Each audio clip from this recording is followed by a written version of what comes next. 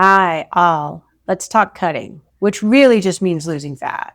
The most expensive way is through rapid weight loss. You pay in muscle, bone, hair, hormones, and you can rebound. Today, part one of cutting strategies is how to cut without the cost. I spent most of my adult life losing and gaining weight. I would lose fast, feel great for a few weeks, and then my body would fight back and the weight would come back with interest. And I'm not alone. Stanford medicine reports that 80 to 85% of people who lose a significant amount of weight will regain it. For me, breaking the pattern took three things. One was a GLP-1. The food noise and the hunger signals had always been louder than my willpower. The medication didn't do the work for me. It made the work possible. Second, a slower deficit, 0.5 pound to 1 pound a week. Third, building muscle. This is the part that I want every woman watching to hear. Resistance training is not a vanity goal.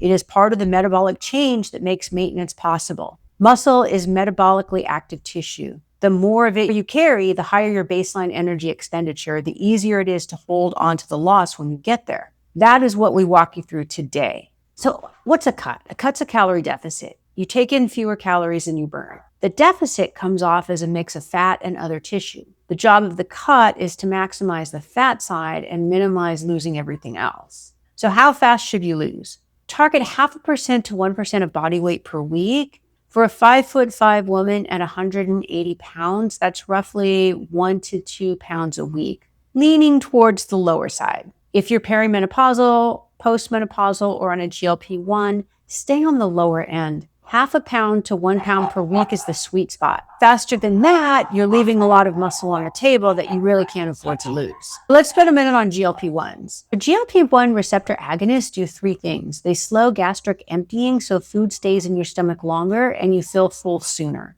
They amplify the satiety rules your brain receives after a meal. And they quiet the food noise. It's that constant background hum of food thoughts that drives to unplanned eating. None of that loses weight directly. What it does is make a calorie deficit livable. The medication is not a weight loss drug. It's an adherence tool. The deficit is what is doing the work. Now the myth buster. You've probably all read the recent headline that GLP-1 users regained 2/3 of their weight within 1 year of stopping the medication. That headline is missing most of the data. Let me pull it apart. The number comes from the Step 1 trial extension published in 2022. Here is actually what happened. Participants spent 68 weeks on semaglutide and lost an average of 17.3% of their body weight. Then they stopped the medication with no structured maintenance plan. 1 year later, they had regained an average of about 12 percentage points of body weight. That regain divided by the original loss is where the 2/3 number comes from. Here's what the headline leaves out. The average participant still held a net loss of 5.6% of their body weight at the 2-year mark. They did not return to baseline. The placebo group, by comparison, returned to within a fraction of a percent of where they started. Now compare that to Stanford medicine, which reports that 80 to 85% of people in the general weight loss population regain most or all of what they lost within 1 to 5 years. Step 1 participants with no maintenance protocol at all kept a meaningful piece of their loss. So no, GLP-1 users are not exempt from the regain problem. They're also not doomed to it. The drug brought them to a head start. What they did or did not do during or after the medication determined how much of that head start they kept.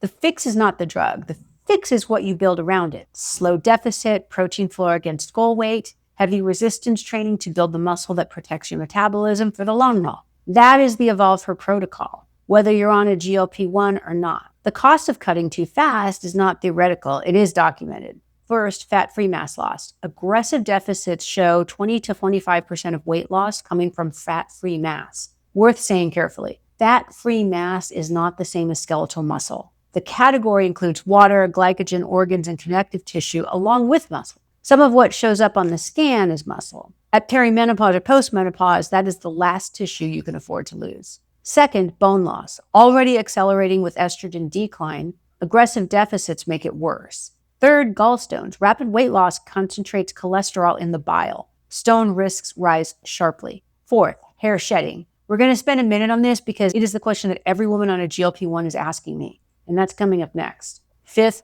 hormonal disruption. Cortisol goes up, thyroid output is down, recovery from training falls off a cliff. Sixth, the plateau. Aggressive deficits suppress the metabolism faster than slow ones. Once you stall, your body has fewer levers to give. It's really hard to cut more calories if you've already started at a low deficit. So a quick myth buster for women on GLP-1s, and this one comes up a lot. You may have heard that GLP-1 medications cause hair loss, and the drug labels do list alopecia. 3.5% of users. So here's a quick myth buster. You may have heard that GLP-1 medications cause hair loss. The drug labels do list alopecia as a side effect. Wegovy reports 3.5% on drug versus 1% on placebo. Tirzepatide reports 4 to 5% on drug versus about 1% on placebo. In women specifically, the rate climbs to roughly 7% on tirzepatide compared with under 1% in men. Here's what the dermatology and endocrinology literature actually says is happening. The pattern is classic telogen effluvium,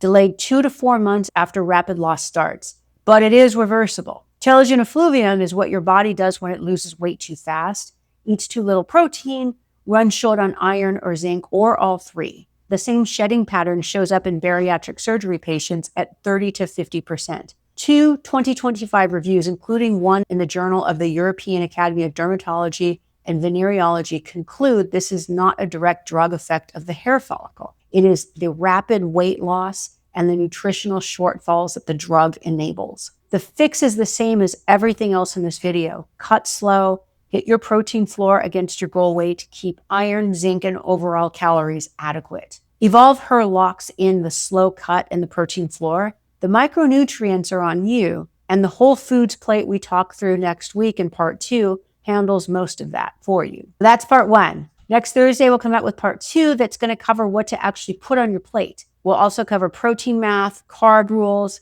and the meal structure that makes all of this stick. Thank you all.